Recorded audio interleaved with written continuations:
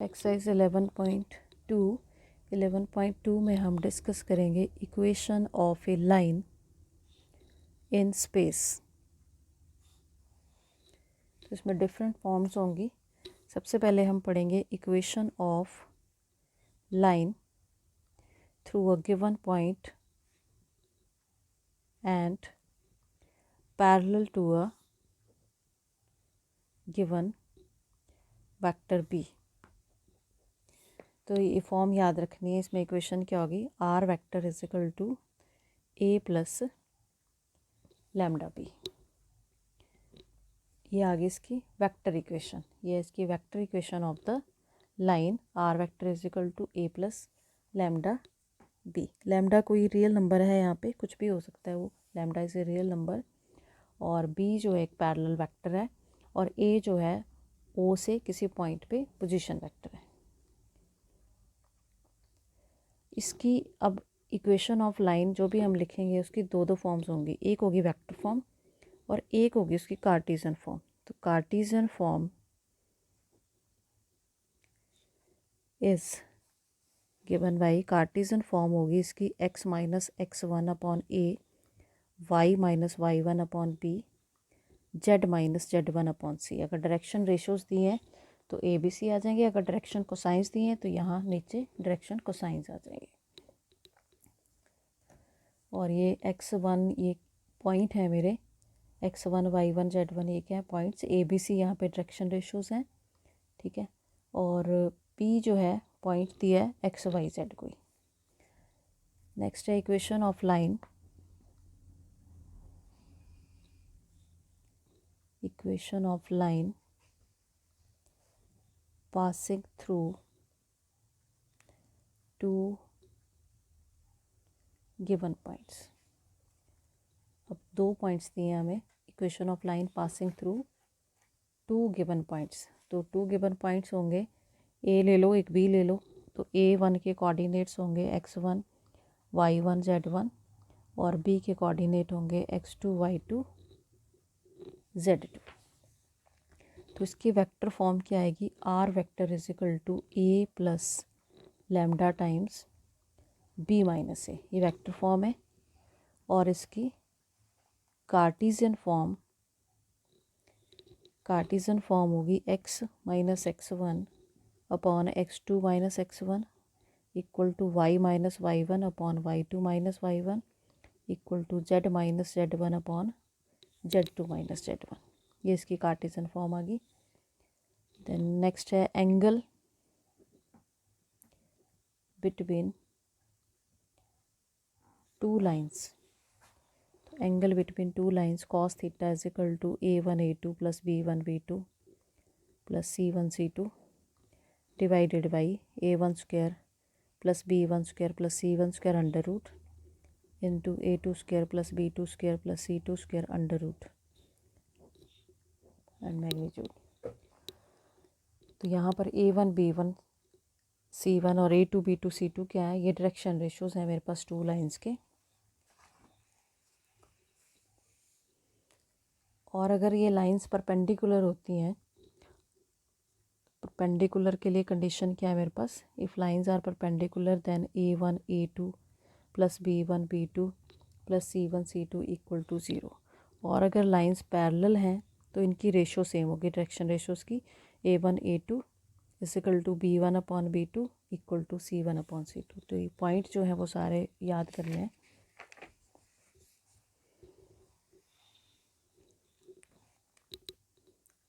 इसको ही अगर vector form में, ये फार्मूला जो मैंने पहले लिखा है ये उसकी कार्टेशियन फॉर्म थी, तो अगर इसकी वेक्टर फॉर्म मुझे लिखनी है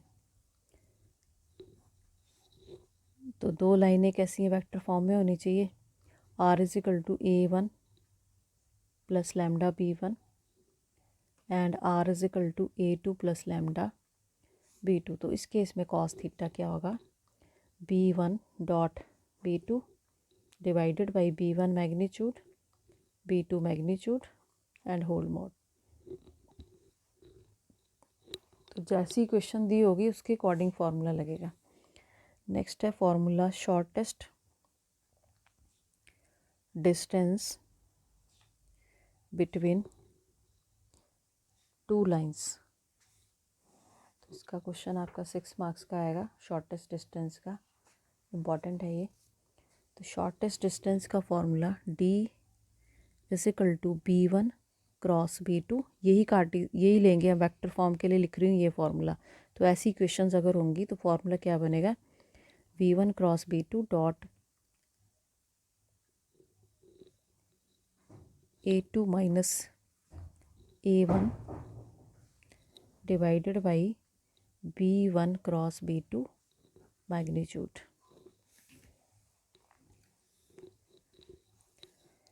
इसकी कार्टेशियन फॉर्म में नहीं करवा रही हूँ क्योंकि कार्टेशियन फॉर्म को वेक्टर में ही चेंज करके हम क्वेश्चंस कर लेंगे। नेक्स्ट है distance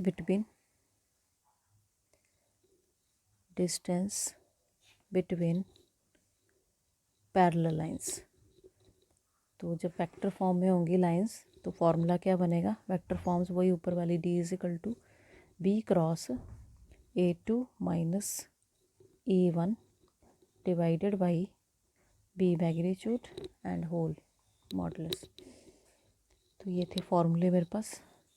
now question number 1, show that the 3 lines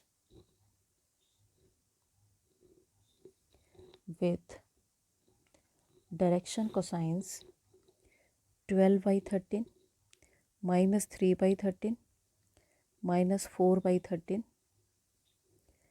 4/13 12/13 3/13 3/13 minus 4/13 12/13 are mutually perpendicular. तो इनको मुझे म्यूचुअली परपेंडिकुलर शो करना है। 3 लाइंस दी हैं और ये एक लाइन के हमारे पास डायरेक्शन कोसाइंस हैं, ये मेरे पास सेकेंड लाइन के हैं और ये मेरे पास थर्ड लाइन की दी हुई, तीनों लाइनों के गिवन है। Let L1 L2 L3 be the lines having direction cosines 12/13 minus 3/13 minus 4/13। Line 2 के आगे 4/13 12/13 3/13 3/13 minus 4/13 and 12/13। let alpha beta gamma be the angles between the lines L1 L2 L1 L2 के बीच में अल्फ़ा एंगल ले रहे हैं, L2 L3 में हमने beta लिया और L3 L1 में मैंने गामा लिया रिस्पेक्टिवली। तो सबसे पहले हम L1 L2 में निकाल रहे हैं, उसमें मेरा एंगल अल्फ़ा है। Cos alpha is equal to formula क्या था परपेंडिकुलर लाइंस के लिए, A1 A2 plus B1 B2 plus C1 C2 equal to 0 आ गया, तो ये परपेंडिकुलर हो जाएंगे। तो डायरेक्शन को साइंस दिए हैं, यहाँ पे डायरेक्शन रेशोज़ की जगह डायरेक्शन को साइंस है, तो डायरेक्शन को साइंस का यूज़ करना है। A1 A2 plus B1 B2 and C1 C2। L उसमें भी लिख सकते हो, L M N में आप वैल्यूज़ को।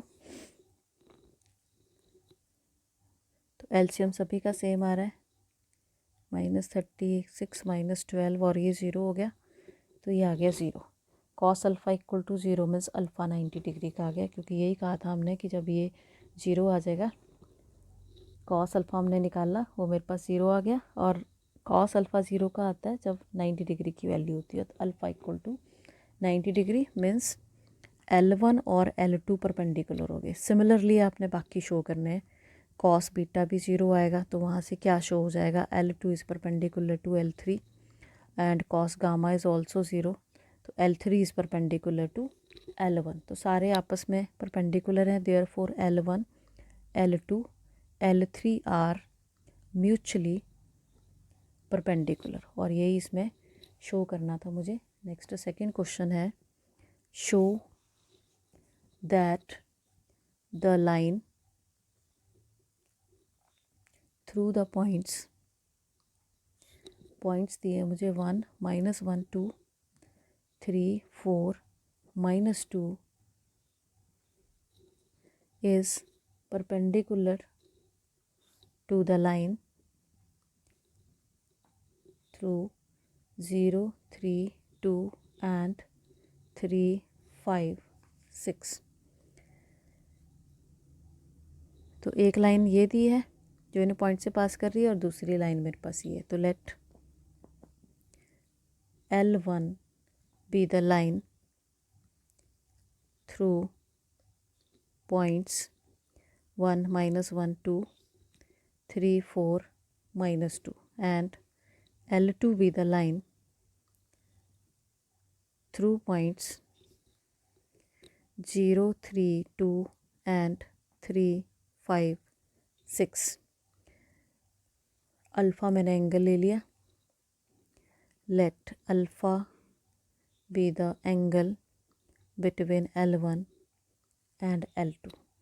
तो पहले हम निकालेंगे डायरेक्शन रेशोज़ ऑफ L1। जब दो पॉइंट दिए होंगे तो डायरेक्शन रेशोज़ कैसे निकालते हैं, माइनस करके। L1 के ये थे पॉइंट्स, तो 3 -1 2 माइनस करके लिख रही हूँ मैं, 4 + 1 5 एंड -2 -2 -4। सिमिलरली यहीं पे निकाल लो direction ratios of L2। L2 के ये पॉइंट्स हैं 3 2 4। अब कॉस अल्फ़ा दोनों के बीच में एंगल निकालना है मुझे। Cos alpha is equal to, तो ये जो डायरेक्शन रेशोज़ हैं वो मेरे क्या हैं, A1 A2, ये होगा एक A1 B1 C1 A2 B2 C2। तो फॉर्मूला क्या था, A1 A2 + B1 B2 + C1 C2 upon नीचे इनके मैग्नीट्यूड्स। 2 × 3 5 × 2 फार्मूला यूज़ कर रहे हैं हम, ठीक है। A1 A2 B1 B2 + C1 C2, नीचे यहाँ पर A1 का स्क्वायर B1 का स्क्वायर C1 का square under root into A2 का स्क्वायर B2 का स्क्वायर C2 का स्क्वायर इक्वल टू, इसको सॉल्व कर लो।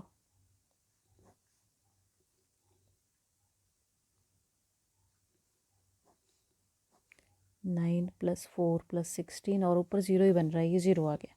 तो therefore alpha equal to 90 degree implies L1 is perpendicular to L2, और यही निकालना था हमें। नेक्स्ट है question number 3। Show that the line through the points 4 7 8 2 3 4 is parallel to the line through the points -1 -2 1 and 1 2 5। तो ये आपने होमवर्क करना है पिछले क्वेश्चन की तरह। इसमें जो है वो रेशो सेम आनी चाहिए, प्रोपोर्शनल होनी चाहिए।